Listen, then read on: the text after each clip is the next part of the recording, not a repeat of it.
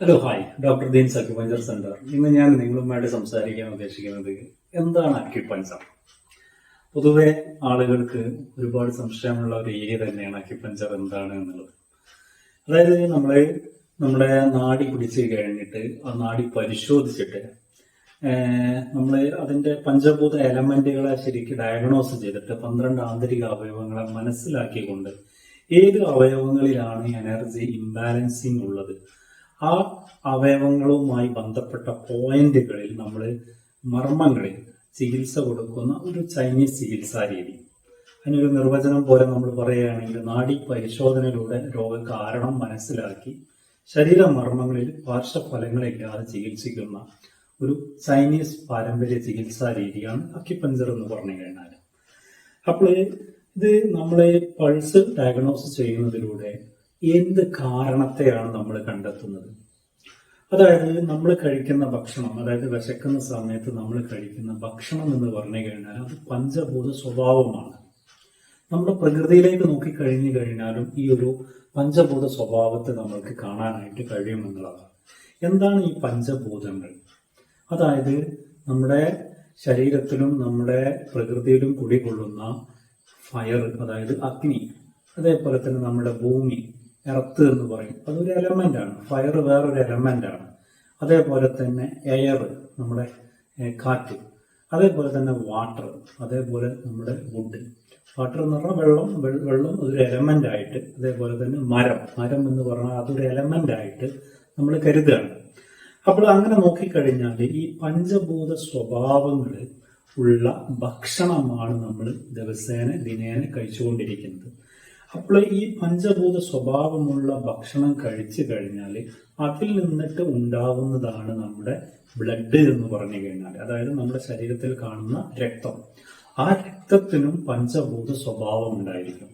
അപ്പം ഈ രക്തം പുറപ്പെടുന്ന ഈ പഞ്ചഭൂത സ്വഭാവങ്ങളുള്ള ഈ രക്തത്തിലും ഈ 12 ആന്തരിക അവയവങ്ങളുടെ, അതായത് പഞ്ചഭൂത സ്വഭാവ ഗുണമുള്ള ഈ 12 ആന്തരിക അവയവങ്ങളുടെ എലമെന്റൽ ക്വാളിറ്റിയാണ് കാണിക്കുക.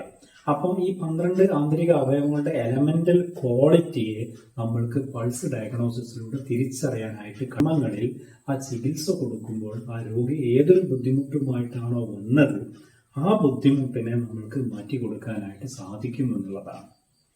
അപ്പോൾ ഏകദേശം 900ഓളം മർമ്മങ്ങൾ നമ്മുടെ ശരീരത്തിൽ കാണപ്പെടുന്നുണ്ട്. 12 ആന്തരിക അവയവങ്ങളുമായി ബന്ധപ്പെട്ടിട്ട് ഉള്ള മർമ്മങ്ങൾ, അതേപോലെ എക്സ്ട്രാ മെറിഡിയൻ ചാനലുകൾ, അങ്ങനെ ഒരുപാട് മർമ്മങ്ങൾ നമ്മുടെ ബോഡിയിൽ ആകമാനം വ്യാപിച്ച് കിടക്കുന്നുണ്ട്. അപ്പോൾ ഇതിനെല്ലാം തന്നെ പഞ്ചഭൂത സ്വഭാവ ഗുണങ്ങളാണ്. അപ്പോൾ ഇതൊരു എനർജിയാണ്. അപ്പോൾ ഈ എനർജിയെ കറക്റ്റ് ആക്കിക്കൊണ്ട് നമ്മുടെ ഏതൊരു ശരീരം വർക്ക് ചെയ്യണമെങ്കിലും അതിന് എനർജി ആവശ്യമാണ്. 12 ആന്തരിക അവയവങ്ങൾ വർക്ക് ചെയ്യണമെങ്കിൽ അതിന് ഊർജം ആവശ്യമാണ്. ആ ഊർജം, ഓരോ അവയവങ്ങളുടെ ഊർജം എന്ന് പറഞ്ഞാൽ അത് പല രീതിയിലാണ്.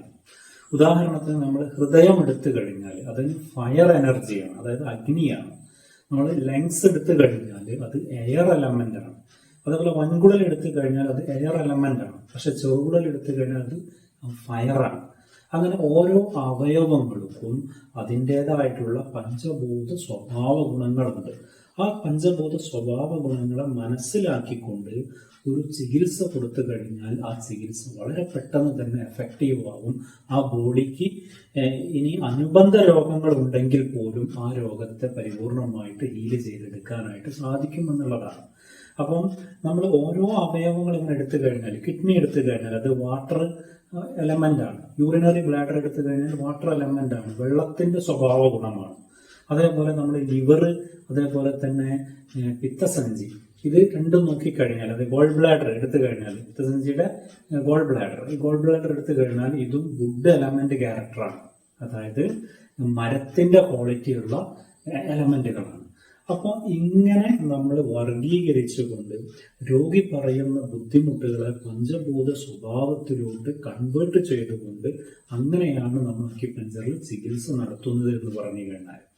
അപ്പോൾ രോഗി പറയുന്ന ബുദ്ധിമുട്ടിനനുസരിച്ചിട്ട് ഈ ഒരു പോയിന്റുകളെ, ഏതൊരു മർമ്മത്തിലാണ് കൂടുതൽ പ്രശ്നം കിടക്കുന്നത്, ഏതൊരു മർമ്മത്തിലാണ് എനർജി പോരായ്കയുള്ളത്, അതിനെ നമ്മൾ ചികിത്സ കൊടുത്തുകൊണ്ട് ആ എനർജിയെ ബാലൻസ് ആക്കുക എന്നുള്ളതാണ്.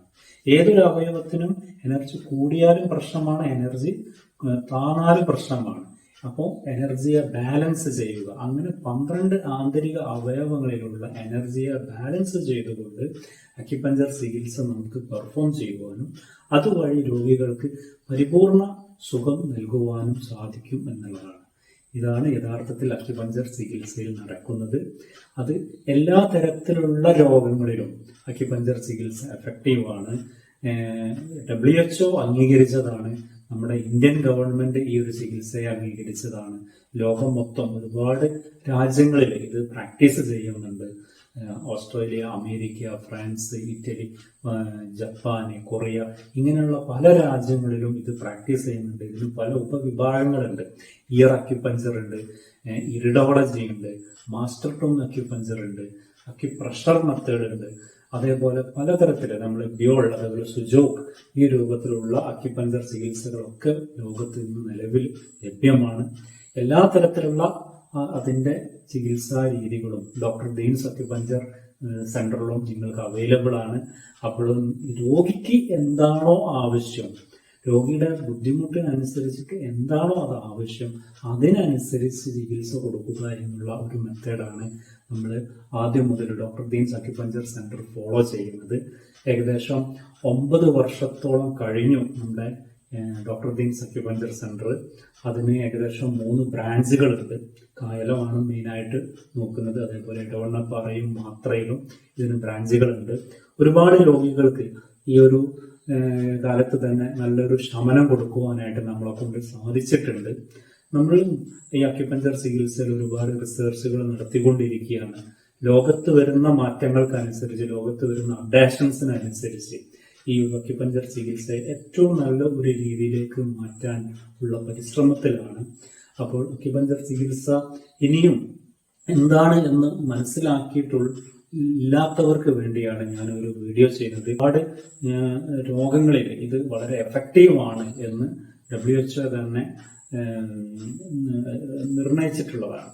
അപ്പൊ ഇത്രയും കാര്യങ്ങൾ നിങ്ങൾ മനസ്സിലാക്കുക. അക്യുപഞ്ചർ ചികിത്സ എന്താണ് എന്നുള്ളത് യഥാർത്ഥത്തിൽ മനസ്സിലാക്കിക്കൊണ്ട് മരുന്നില്ലാത്ത ഒരു പാർശ്വഫലങ്ങളും ഇല്ലാതെ നിങ്ങളുടെ ശരീരം, നിങ്ങളുടെ ബുദ്ധിമുട്ടുകളെ മാറ്റുവാൻ ഈ ഒരു ചികിത്സക്ക് സാധിക്കുമെന്ന് പറഞ്ഞുകൊണ്ട് നിർത്തുന്നു. എല്ലാവർക്കും നന്ദി, നമസ്കാരം.